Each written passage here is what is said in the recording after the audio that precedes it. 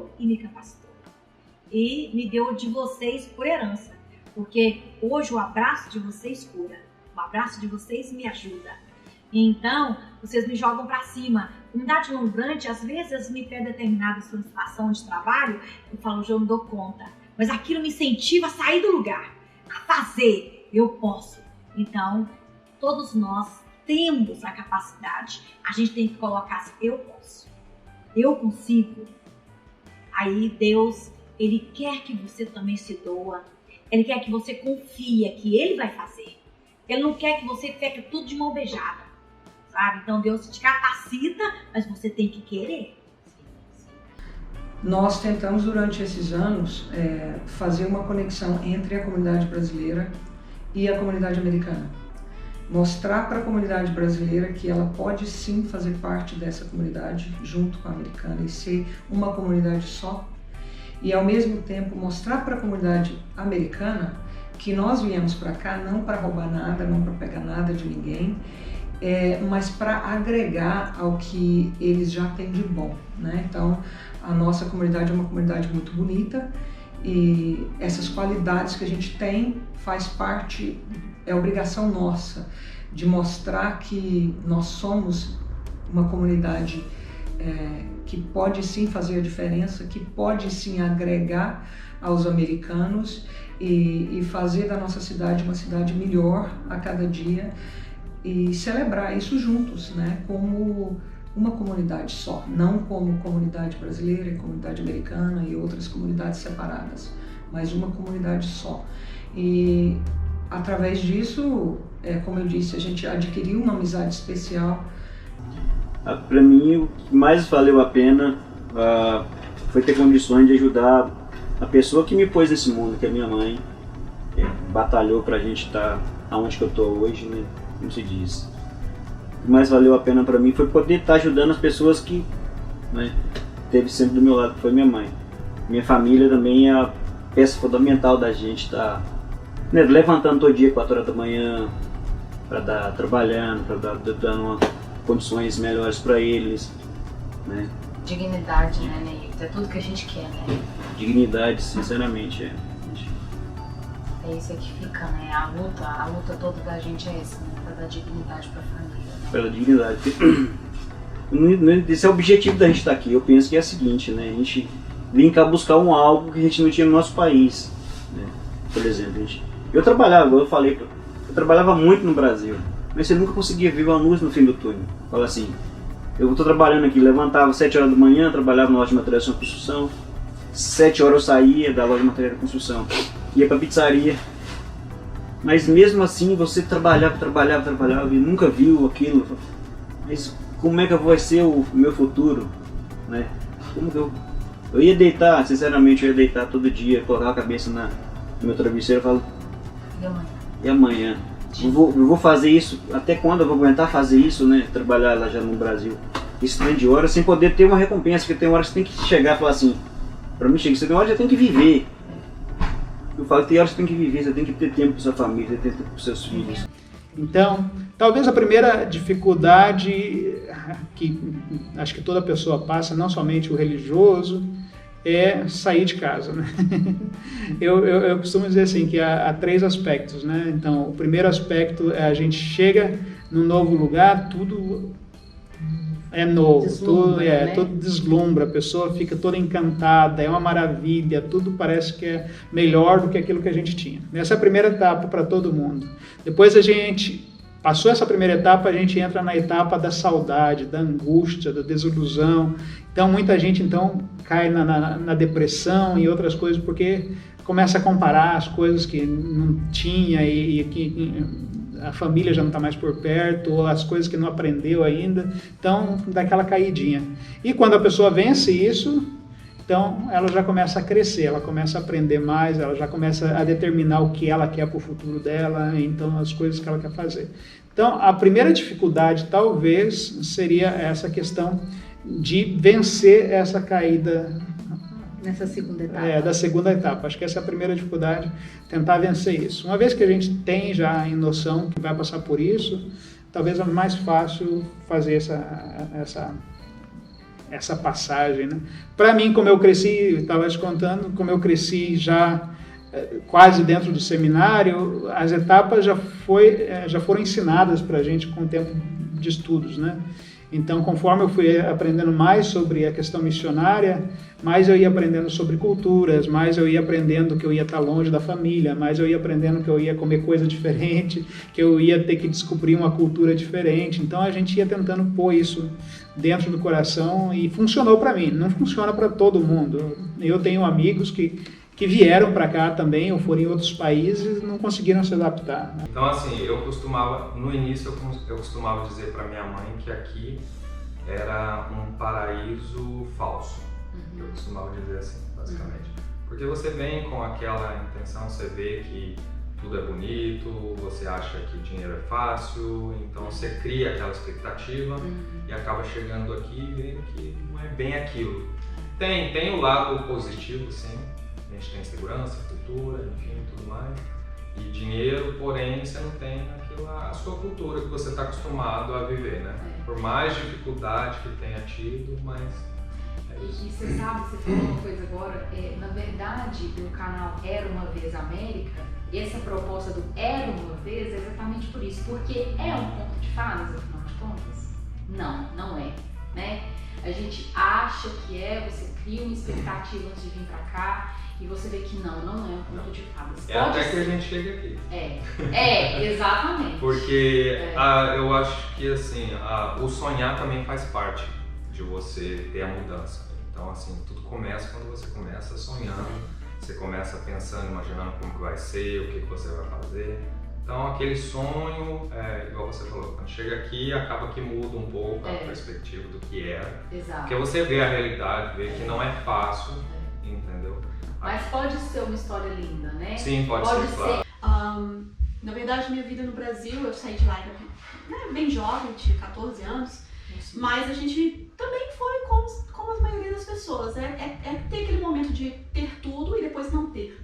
E realmente vim com meus pais, obviamente, eu tinha 14 anos, mas por uma experiência de procurar melhorar a nossa vida mesmo. Foi o financeiro que pesou, foi procurar oportunidade. E a gente só tem que agradecer, porque meu pai veio, minha mãe, eu e um irmãozinho.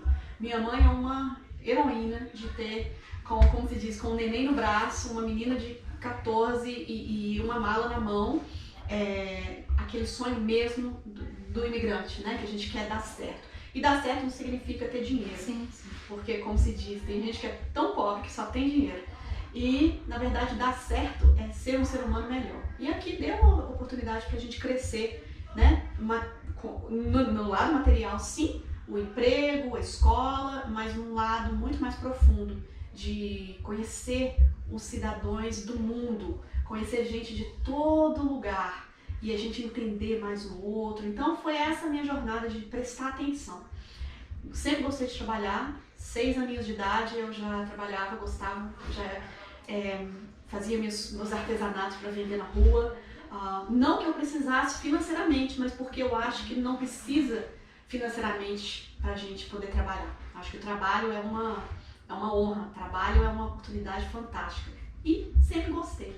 Então, para quem gosta de trabalho, esses Estados Unidos oferece oportunidades, sim, né? Se a gente tem que correr atrás, é muito suor, mas nos abre, né, possibilidades. Então a jornada é essa, é trabalhar lá, continuar estudando sempre. Sugiro às pessoas, estudem, não tem momento para começar. Seja curioso, na vida a gente tem que ter curiosidade em estudar. E essa trajetória de chega aqui, como se diz, alguém já desbravou ali a floresta, né, pra gente, então a gente tem que ser grato pelas pessoas que já vieram antes.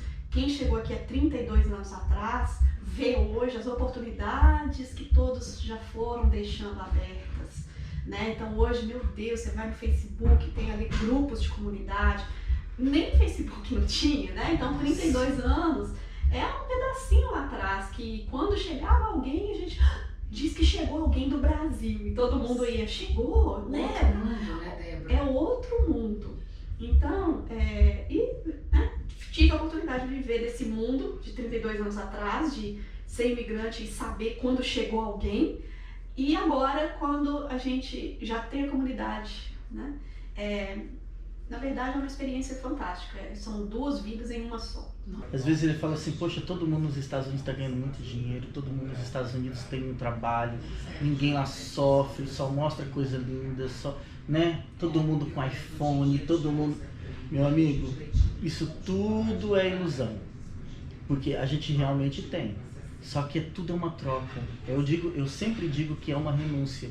Vocês estão do lado da sua família, vocês estão do lado das pessoas que vocês amam.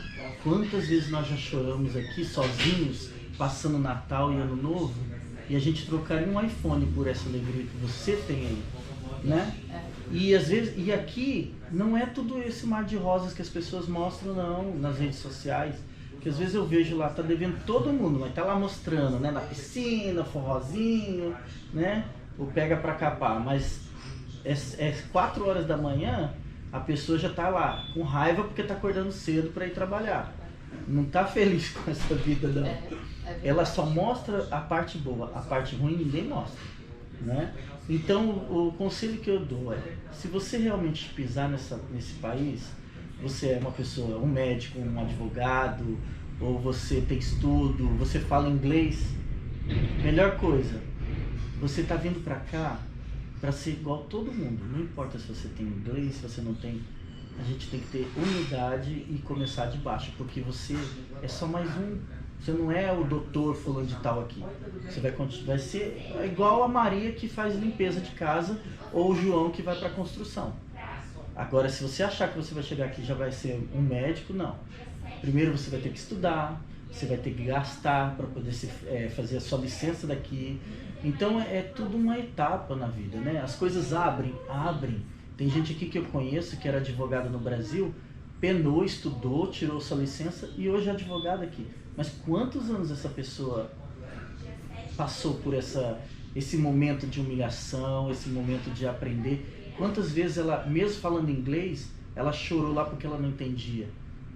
E hoje ela está onde está porque ela persistiu, ela conseguiu vencer essa etapa.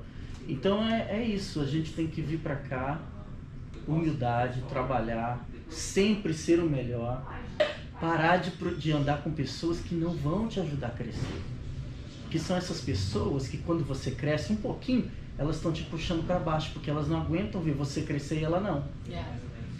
Eu costumo dizer muito isso, porque eu vejo isso, aqui também acontece, em qualquer lugar, o nosso povo infelizmente é assim. Tem uns que falam que estão felizes pela sua vitória, mas estão assim, ó, na cara deles você já pode ver que eles não estão felizes pelo seu sucesso.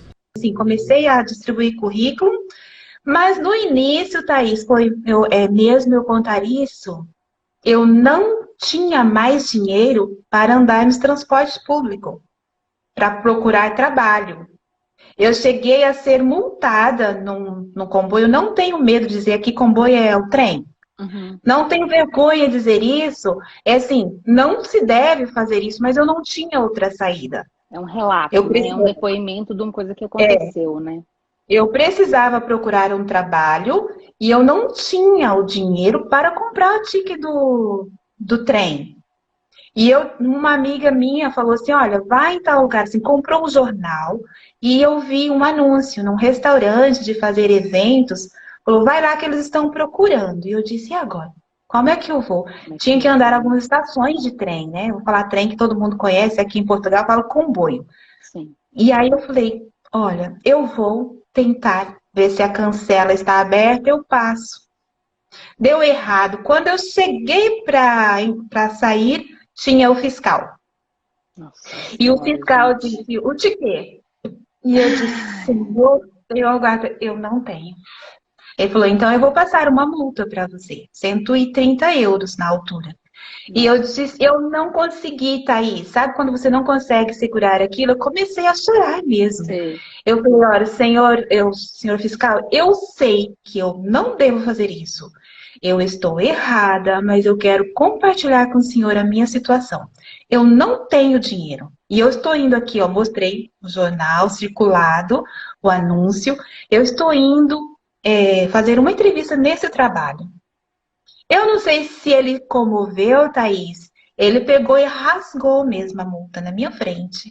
Ele falou, olha, eu vou rasgar essa multa e você vai. Só que eu não posso garantir que lá na frente você vai conseguir sair.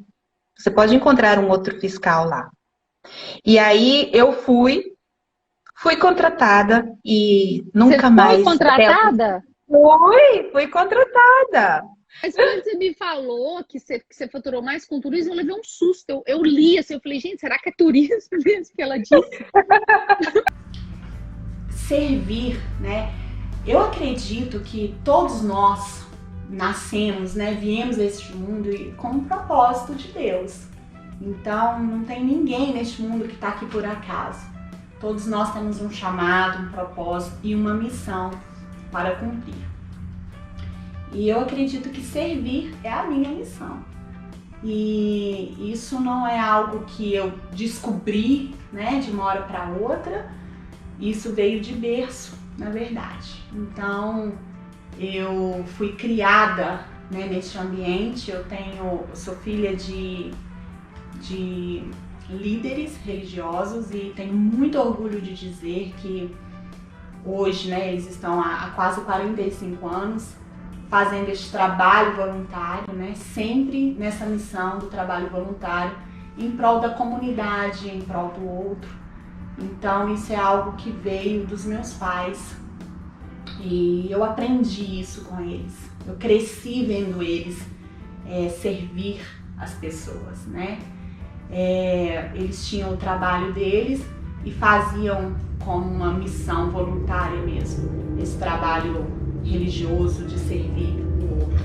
Então eu tenho muito orgulho deles, né? E falo que isso veio de berço. Então eu nasci com esse chamado, né? Eu digo que seria uma herança que eu tenho dos meus pais. E então quando eu entendi isso, cresci, né? E vamos estudar.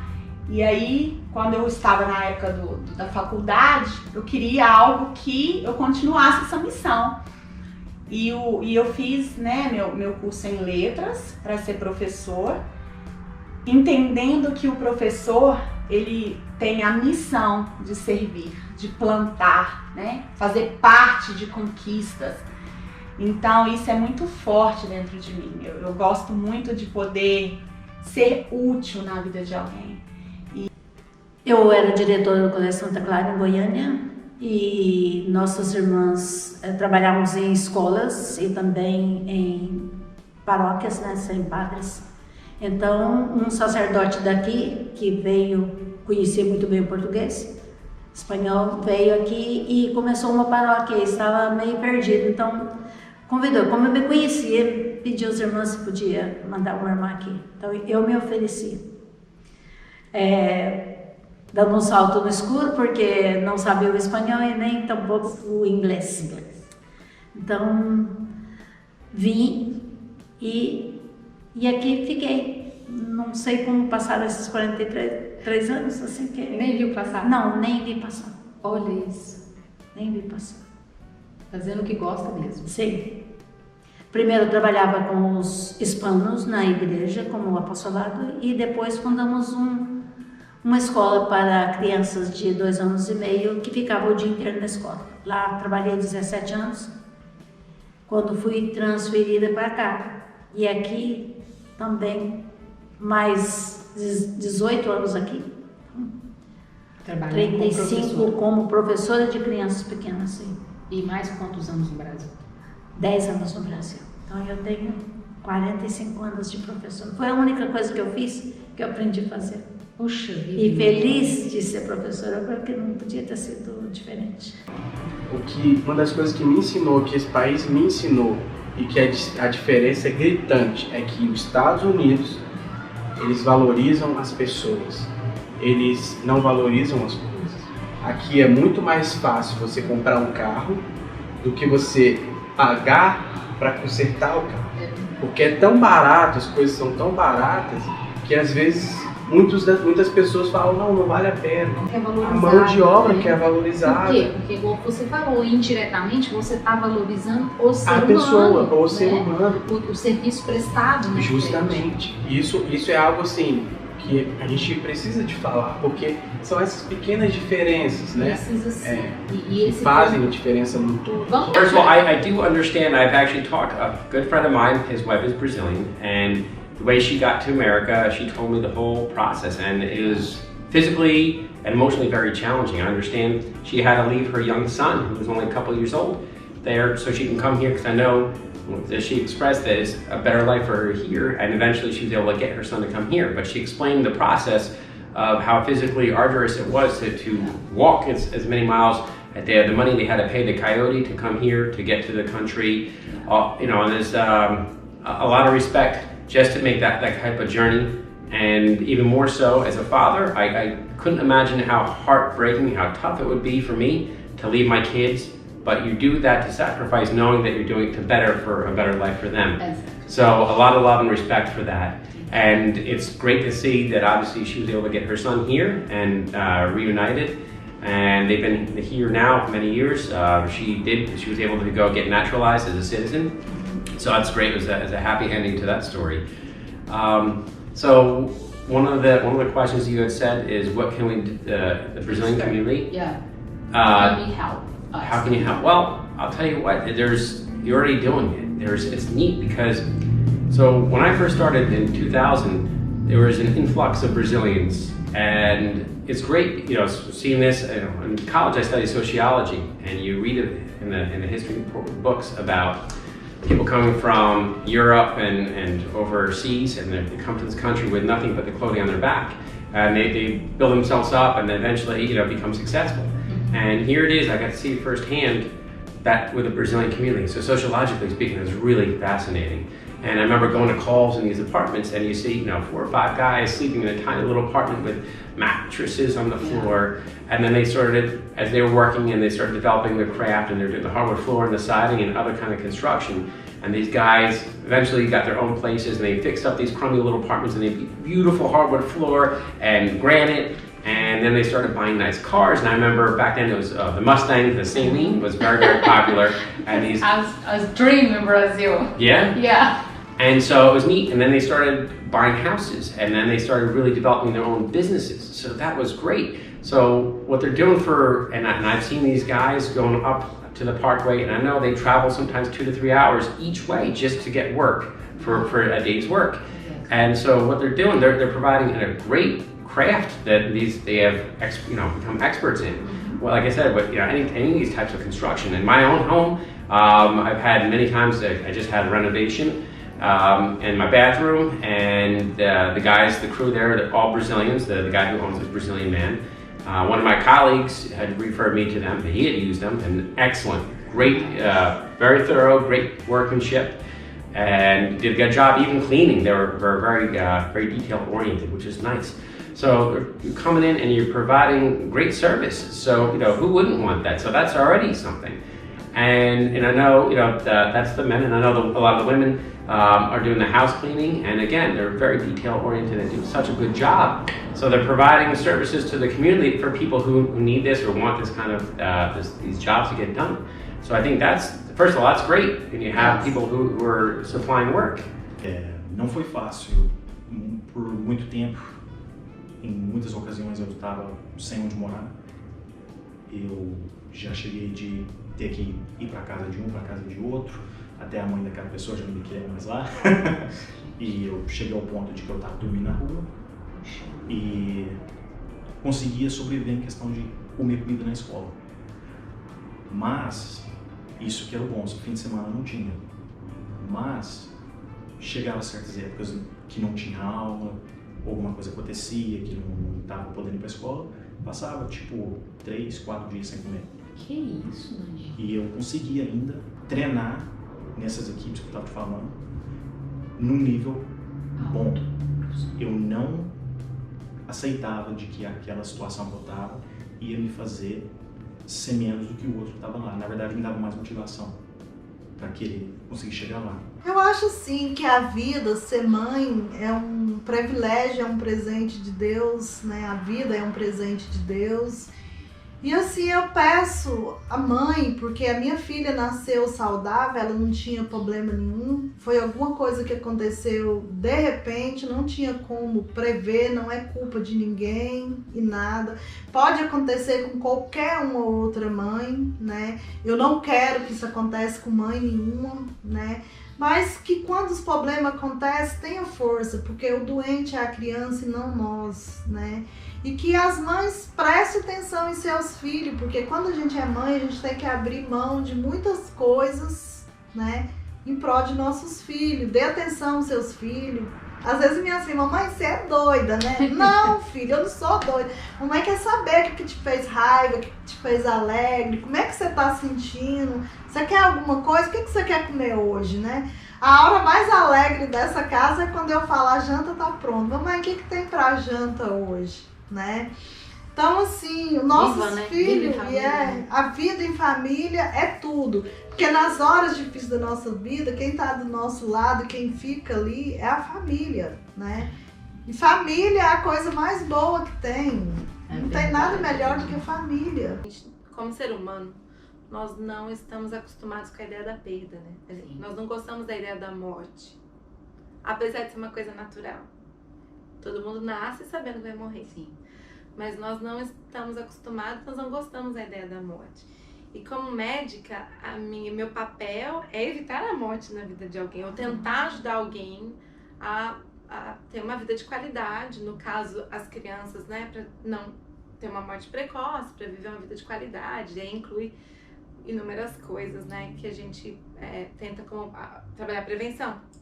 Então, quando acontece uma morte, soa como uma falha dentro daquilo que eu fui preparada para fazer. Que é péssimo, né? Como se fosse a falência daquilo que você estava tentando fazer. Então, eu não acho que médico se acostuma com perda, com morte, nem com dor. Muitas vezes a gente tenta criar como uma proteção para suportar momentos, porque eu tive momentos no passado que eu estava atendendo um paciente que morreu, chorei com a mãe da criança, deixei aquela sala, lavei minhas mãos e fui sorrindo atender o próximo, porque o próximo não tinha nada a ver com aquele que tinha morrido. Puxa.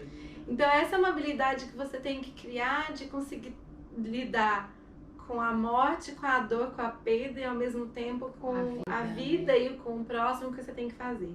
Muitas das pessoas chegam nesse país, como eu cheguei, só com uma mala. Não tinha $1, não tinha nada. E devendo 150 mil cruzeiros no Brasil na época, porque eu já era empreendedora no Brasil, né?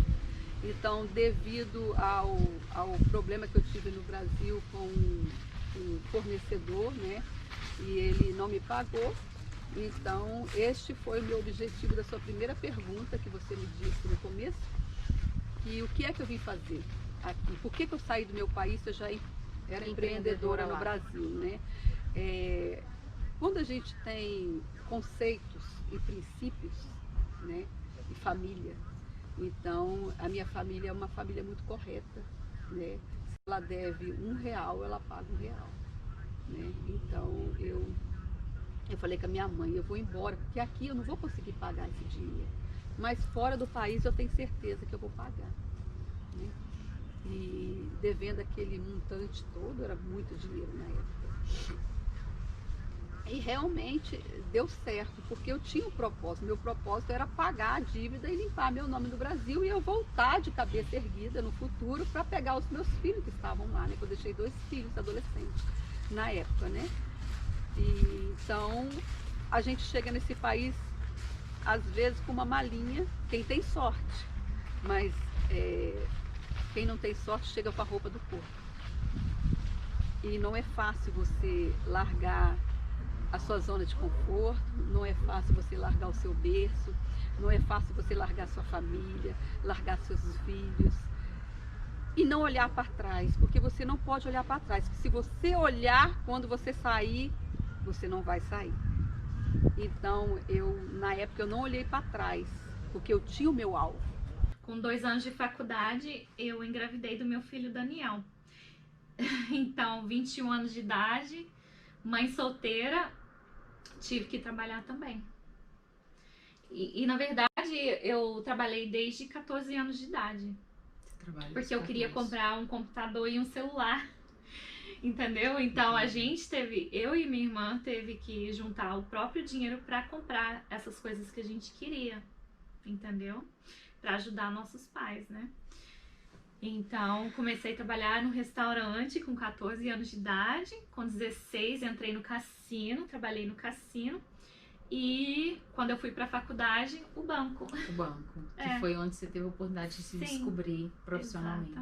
Exatamente. O que é exatamente ser nos Estados Unidos uma mulher latina, né? Tentando concluir os ensinos e mãe solteira. É mais fácil aqui também? Não, gente, eu sofri demais.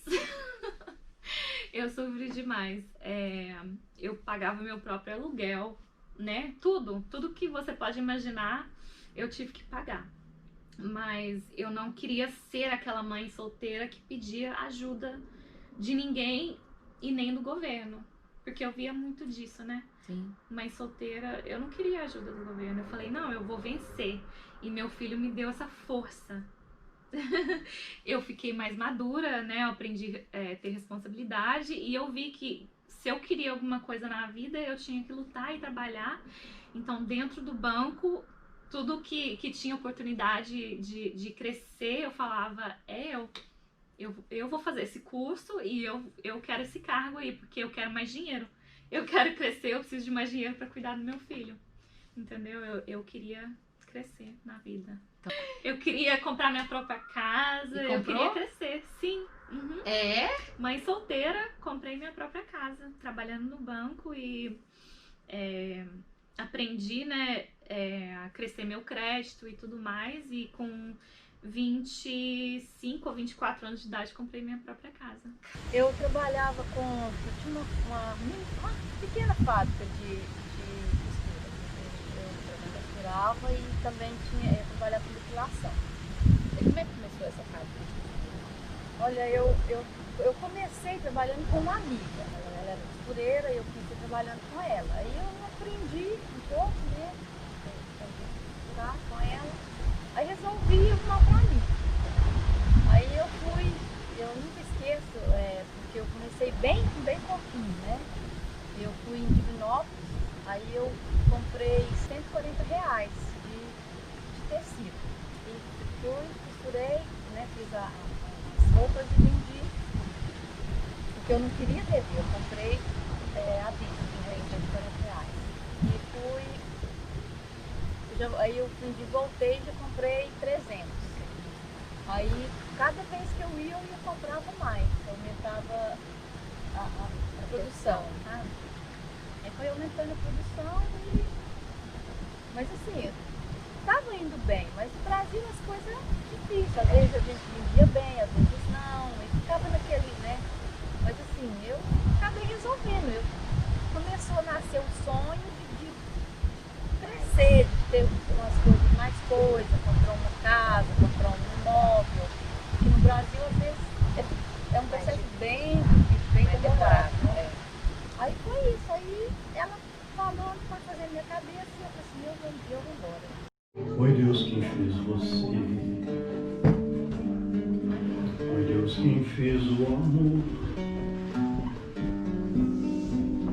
fez nascer na eternidade um momento de carinho, fez até o anonimato dos afetos escondidos e a saudade dos amores que já foram destruídos. Foi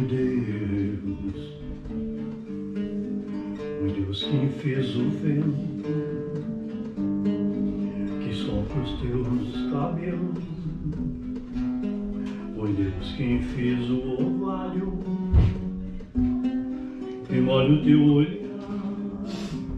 teu olhar, foi Deus quem fez a noite, o violão plangente, foi Deus quem fez a gente somente para amar.